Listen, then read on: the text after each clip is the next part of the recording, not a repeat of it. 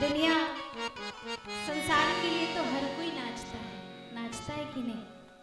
संसार में हर कोई नाच रहा है, लेकिन कोई विरला होता है जो भगवान के लिए नाचता है।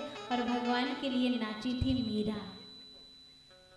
मीरा भगवान के लिए नाची थी, और जब भगवान के लिए नाची तो भगवान में ही समा गई। हेरी मैं तो प्रेम दीवानी, मेरो दर्द न जाने कोई। क्योंकि भगवान को तो भाव से ही जाना जा सकता है, और भाव अच्छा हो तो नाच नाच के भी उस ठाकुर को रिझा लिया जाता है, और ठाकुर रीझ जाता है। अरे मेरे ठाकुर तो इतने दयालु हैं, इतने कृपालु हैं कि वे तो सिर्फ भाव के ही भूखे हैं, भाव से रीझ जाते हैं। एक भाव ही तो था कर्मा बाई का। भोजन नहीं बनाना आता था, कोई पवित्रता नहीं थी, कोई स्नान नहीं, कोई ध्यान नहीं, कोई पूजा नहीं, कोई पाठ नहीं, लेकिन एक भाव था।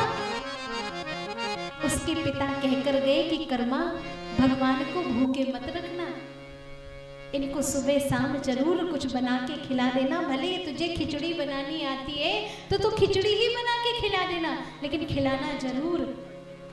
और कर्मा जब खिचड़ी बनाती है और ले जाती है भगवान के पास, पहले दिन तो भगवान ने देखा ही नहीं, पूछा ही नहीं। कर्मा पहले दिन बिना भगवान को भोजन कराए खुद भी भूखी रह गई कि अरे जब श्याम जीवेगा तभी मैं जीऊंगी, नहीं तो मैं भी भूखी रह जाऊंगी। दूसरे दिन फिर खिचड़ी बनाकर ले ली। लगता है कि सांवरे को बाबा खिचड़ी में घी डालकर देते होंगे, इसलिए श्याम सुंदर खिचड़ी जीम लेते होंगे।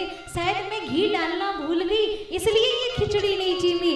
आज जब कर्मा ने खिचड़ी बनाई तो उसमें घी डाला। ले श्याम सुंदर, आज मैं खिचड़ी बिल्कुल बाबा की तरह बनाई है, ले अब तू जीम। और जैसे ही खिचड़ी रखी, फिर भी श्याम सुंदर ने नहीं जीमी।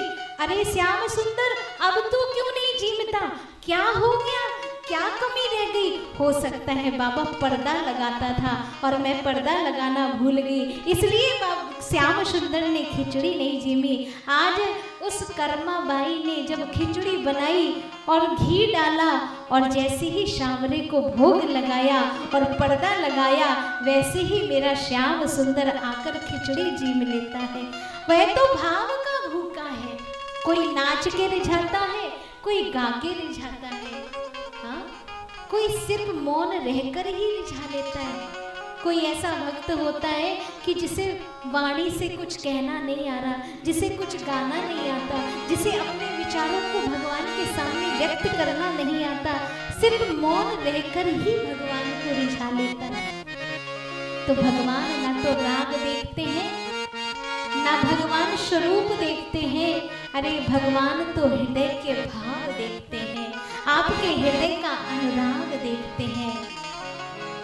एक बार मीरा संतों की सभा में नाच रही थी, और नाचते नाचते झूमते झूमते ऐसे मस्त हुई जैसे अभी हमारे दिनेश भैया मस्त हो गए थे। ऐसी मस्ती में झूमते झूमते झूमते झूमते संत ने कहा कि मीरा तुम्हारी तान अलग जा रही है। मैं तो परेशान हूं।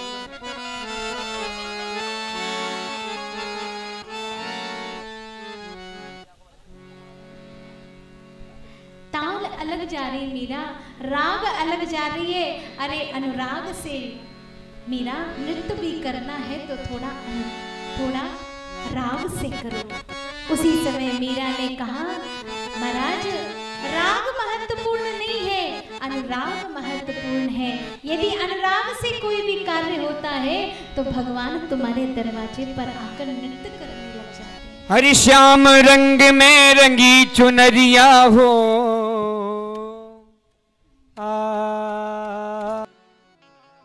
तो भाव भगत के वश में है भगवान। उस मीरा ने उस श्याम सुंदर को सिर्फ नाच नाच के रिझा लिया। ऐसा हम अभी माया में नाच रहे हैं, अभी हम संसार में नाच रहे हैं। वो दिन कब आएगा जब हम ईश्वर के लिए नाचेंगे?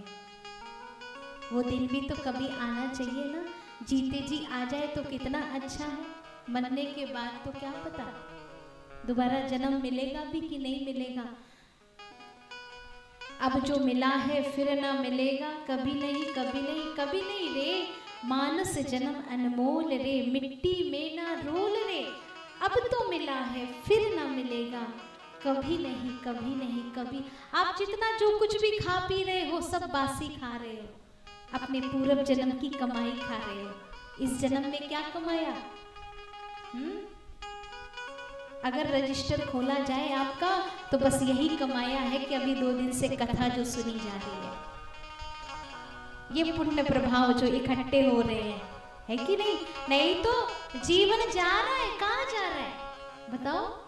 सुबह उठते हैं और खेती किसानी में चले जाते हैं खेतों में, वहां से बेचारे थके हारे आते हैं और इतने थके होते हैं कि चारपाई में पड़े सो गए। अब ये भी नहीं पता कि सुबह उठेंगे भी कि नहीं उठेंगे, लेकिन वो बेचारा इतना दयालु है, इतना कृपालु है कि वो सुबह फिर उठा देता है। नहीं तो समय का ऐसा ऐसा फेर है कि जो सोया फिर उठे ही नहीं। हाँ, तो समय ये कृपा करता है वो। तो एक बार उसके बारे में जरूर सोचा करो कि हे प्रभु, तूने मुझे खेत तक पहुंचाया, तू मुझे खेत से वापस लाया, तूने मुझे सुलाया और तू फिर मुझे सुबह उठा देना, जिससे मैं दूसरे दिन का भी काम तेरी कृपा से कर सकूं। बस इतना कर देना, रोज इतना बोल दिया करो कि तेरा तुझको अर्पण क्या लागे मेरा। हे नाथ, हे दीनानाथ, मैं तो अनाथ हूँ तुम्हारे बिना। ये जो संसार के माता पिता दिख रहे हैं ना, ये असली माता पिता नहीं है, ये तो नकली माता पिता है। असली माता पिता कौन है? वह परम पिता। उसको कैसे भूल जाते हो? उसको कभी नहीं भूलना चाहिए।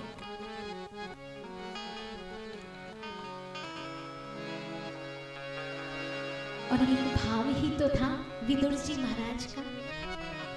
हाँ, दुर्योधन ने तो मेवा मिष्ठान भगवान को अर्पित किए, लेकिन भगवान ने त्याग दिए।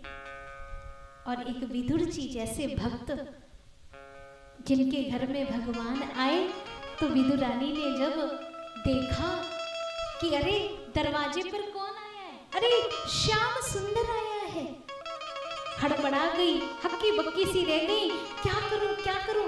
कभी कभी किन्हीं भक्तों के यहाँ पे जाना होता है, उन्हें समझ ही नहीं आता, अरे इतने बड़े संत आए हैं, साधवियां आई हैं, क्या करें क्या करें, कुछ समझ नहीं आता।